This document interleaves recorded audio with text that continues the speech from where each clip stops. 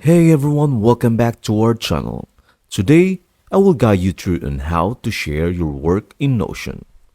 Whether with a chosen few or the wide world, your work can shine. Let's explore how to effortlessly share your brilliance. Are you ready to share your masterpiece? It's as simple as a few clicks. Start by crafting your Notion page and mark it as private in your sidebar.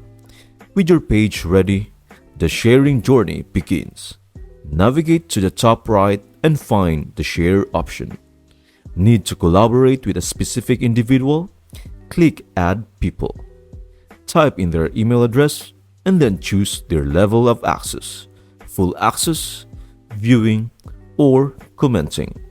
Click Invite and the stage is set. And that's the magic of sharing in Notion, a canvas for collaboration. Illuminate your ideas, empower your team, and connect with the world. That's it. Thank you for watching. I hope this video helps you out and see you in the next video.